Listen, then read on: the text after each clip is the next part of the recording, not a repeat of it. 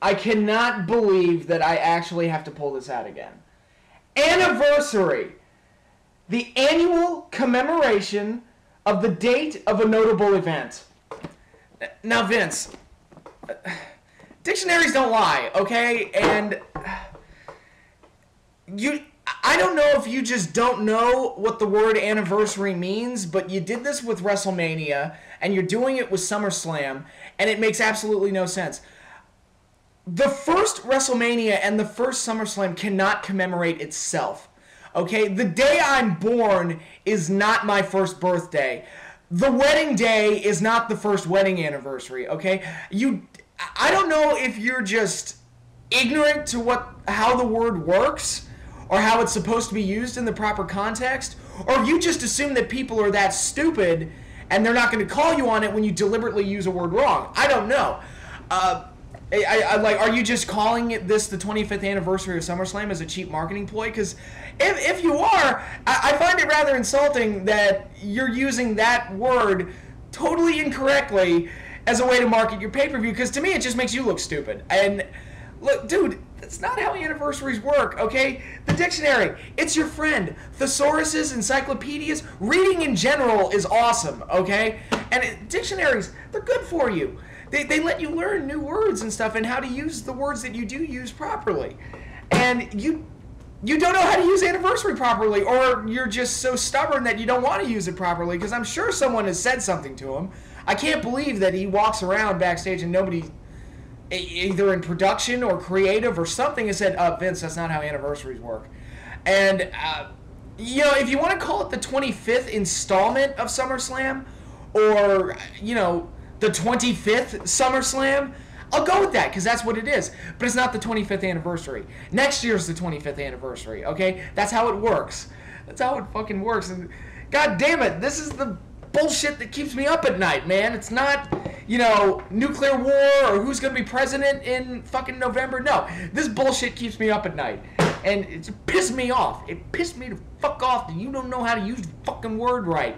And yet, a guy as business savvy as you are, and as supposedly smart as you are, and you don't know how to use the word anniversary correctly. What the fuck? Cheers! Now I'm done with that childish outburst. It's time for another childish outburst. I wasn't going to talk about this, but Raw was so special this week that I feel like I have to talk about it. I mean, what the fuck? I have to say this, the third hour is really hurting that show. It is creating so many pacing problems. And the way they utilize their airtime. There's so many points where they're obviously just killing time just to make up for the amount of time that they can't fill. Like last night's segment with Triple H, Lesnar, Shawn Michaels, and Paul Heyman. Normally that would probably be a 15-minute thing. They stretched it out for half an hour and over 3 segments, between commercial breaks. And they did that because, well, they have the extra time to kill, and they have to kill that time. They will show insanely long recaps where, okay, a tag team main event that was made an hour ago, we have to replay the entire segment where that match was made, even though you really could just say, hey, AJ made this match. And if you have to show footage, you could probably do it in like 10 seconds. But nope, you got to replay the whole thing. Let's light it up! And you got to show her skipping down the ring and then taking the microphone and making the entire match, even though Cole and Lawler just said on commentary that this match has been made. So there's really no point to replay the entire thing. But they're doing it because they have to make up the extra time. The tout videos, which are horrible, and I'm sorry if you want to do the tout videos or some shit, but I have no interest in doing that, okay? Because I don't belong on television, especially wrestling television. When I watch wrestling television, I don't want to watch myself, okay? And I don't want to watch a bunch of people that watch the show like me. I want to fill it with actual content that you wrote, okay? That's what I want. I don't give a fuck about Twitter. The Twitter voting is the stupidest thing, because the options are always either it's one obvious choice and then 2 shitty ones, or it's a babyface and 2 heels, which is what it was here, so you know they're going to go for the babyface. Or it's 3 options that are almost identical, like when it was Daniel Bryan and Sheamus.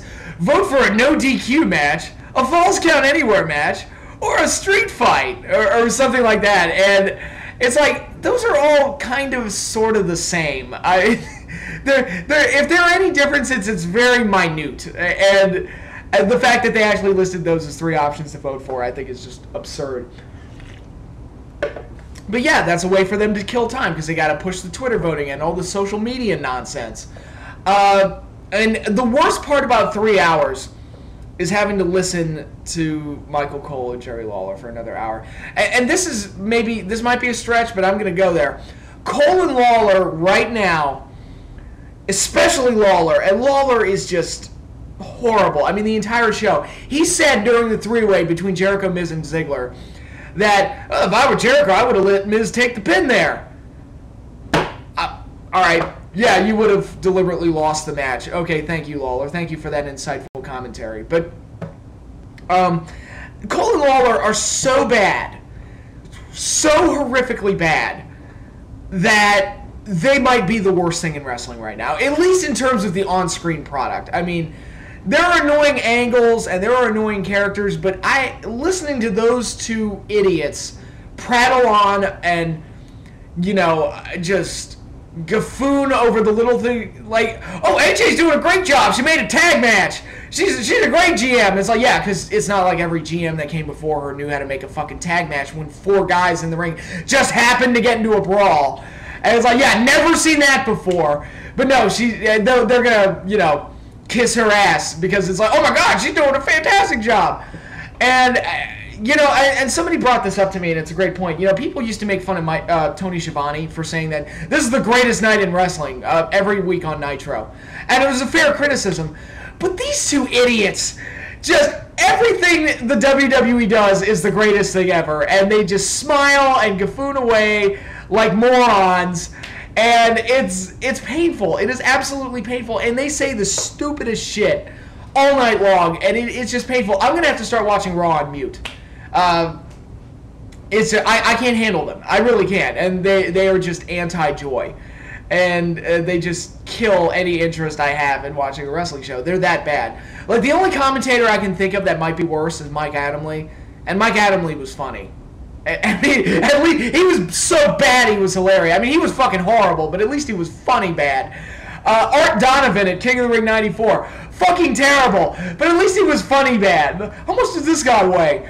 Elvira at WrestleMania 2. At least I could shrug my shoulders and say, well, at least she's not going to be there next week. But it's every week, and they go on and on and on about the most inane bullcrap that I don't care about. It's just, it's horrible, and that's the worst part about Raw going to 3 hours, is I have to listen to them for an extra hour. Can anybody tell me why we can't have JR at the booth? I mean, would it really kill us to have JR? I would love to have JR back. I would love to have an unmotivated JR.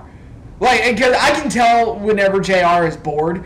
I'll take that JR over Cole and Lawler. I mean, I can't handle it. I can't. Get Ventura and McMahon back. I'll take that. I mean, Jesus Christ. But, yeah, and the extra hour for Raw is just creating so many pacing problems. And it's obvious that they're having so much trouble filling that extra hour with content. And, it's like WCW. WCW ran into that same problem, and WCW had a much deeper roster when they first went to 3 hours. And they ended up having trouble filling that extra hour. In WWE, Punk and Big Show have to wrestle each other twice on the same show. That's how much they're stretching for content on a 3-hour show. And it's obvious that, don't be surprised if they drop that third hour, because it's obvious that it's becoming an undertaking, and it's really taking away from the show. The shows drag. They really, really drag. And I knew that was going to be a problem when they went to 3 hours permanently. And that's what it's become. That's where we're at right now with the WWE. And yeah, it's not good. Now we go from the negative to the really positive. And I hope I've gotten this point across in my videos. I have no brand loyalty to any specific wrestling companies. I'm a fan of whatever's good. When it comes to the whole like WWE or TNA debate or WWF and WCW debate or anything like that, look, who's the better show right now? And that's the one I will tell you is the better one, the one that I'm quote unquote a fan of, because I'm a fan of whatever's good. I don't pick a brand and then stick with that brand forever, because I don't believe in that, because that, if that show is putting out shit, I'm not going to defend it. And that's kind of the stance that I've always taken. But right now, if I had to put my flag in anybody's camp at the moment, it would have to be TNA. TNA right now is putting on a better product than the WWE. They're not stellar. They still have problems. I think the Claire Lynch angle is stupid. And the whole point of it is just to extend AJ and Daniels, which I don't give a shit about. I'm sick of those matches, okay? They have great matches. I'm just sick of them, and the fact that they had to get a crack addict pregnant lady just to extend that feud is just mind-boggling to me. The tag team division could use some work. Little things like that. But overall, I mean, the show isn't bad. Impact has been solid from week to week. It's not stellar, but it's solid. And their pay-per-views have vastly improved. Hardcore Justice this Sunday, I saw it. It was good. I don't know what to tell you. That's 4 in a row for TNA. They're putting on good pay-per-views. And it didn't have the larger-than-life atmosphere that Slammiversary had, and it didn't have the special moment in the end that Destination X had, but it was just a really well-booked, solid, all-around entertaining show. I think the Bound for Glory series adds a lot. I think it's one of the best ideas TNA's ever come up with. I know I've put over that idea quite a bit, but it has added so much to the product, and it's added so much excitement to Impact every week, because the outcomes of the matches actually matter. That's why the Bound for Glory series works. Like, if I had to put it down in just a really base, simplistic form, that's why it works, because it actually matters who wins and loses. And that's what wrestling should be about, and so often it doesn't matter who wins. But this Bound for Glory series, that's the point of it. Is like, look, it does matter who wins from week to week. And that's added so much to the product. It added a lot to this pay-per-view. It just created a very action-packed and fun, exciting pay-per-view. Because of that, Aries and Rude, they didn't have the same spark that they did heading into Destination X, and most rematches don't. But it was a really good match. It was a great main event. And I was like, all right, good for them. Great match, and all around, just a really entertaining show. I really like the Aces and Eights thing that they're doing. It's a good mystery angle. My one fear with it, my one concern is that the reveal is going to be disappointing, and that's the problem you run into with mystery storylines.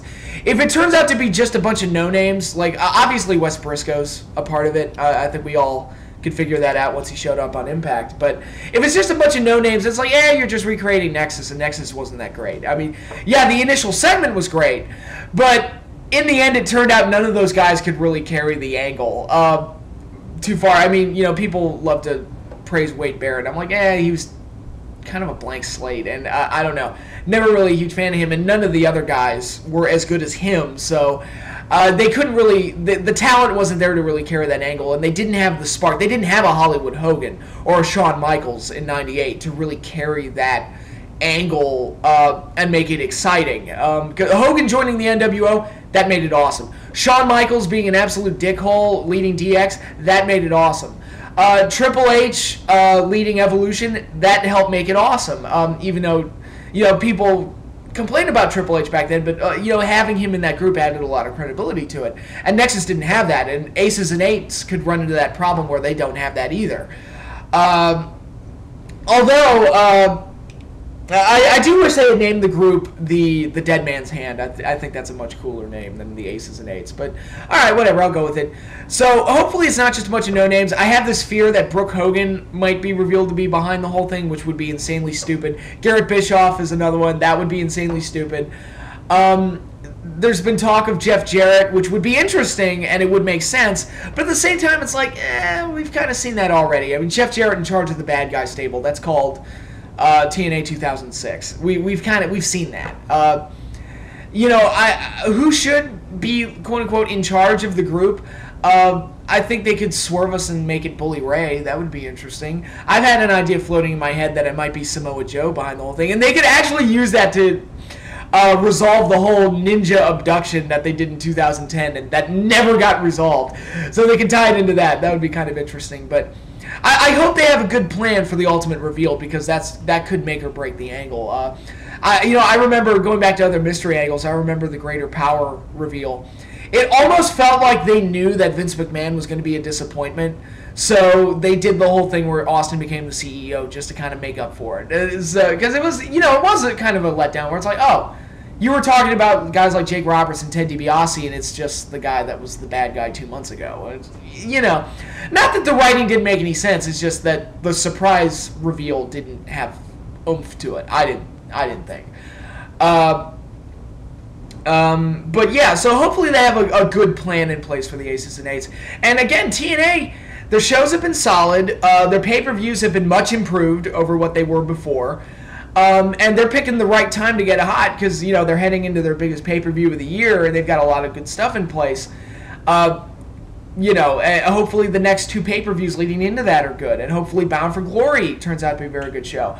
Hopefully the Bound for Glory series turns out with a good ending. Obviously, I think Rude and Storm, that match is going to happen, so I don't think Storm's going to win the Bound for Glory series, but hopefully, they have Aries face somebody like AJ or Aries, or the leader of the Aces and Eights, whoever that turns out to be, so they could still get a good main event out of that. So TNA right now, it's not that bad, and I haven't talked about it much, mainly because there's not that much to bitch about outside of Claire Lynch, which, yeah, what is there to say beyond that? We know. I kind of covered it already. It's been an overall solid. I like the way that Impact's been put together lately. It's just an all-around solid show. It's not spectacular. I'm not going to sit here and say it's the greatest thing ever. It's not. It could use some work, but it's much better than it was a year ago, and it's definitely the best it's been since Hogan got there. I can easily say that. So kudos to TNA. They're doing good. They're doing well. Proper grammar. Here I am criticizing Vince McMahon over the proper use of a word, and I have poor grammar. So, but yeah, TNA. I gotta give them some praise. They're doing well in pay-per-views, on TV, and I hope they continue to improve from there. I hope the numbers start to reflect that, because I know the ratings haven't been stellar lately, but I think a large part of that is that they were so bad for so long that they just kind of, it's hard to win those people back. So hopefully things improve for them on that front.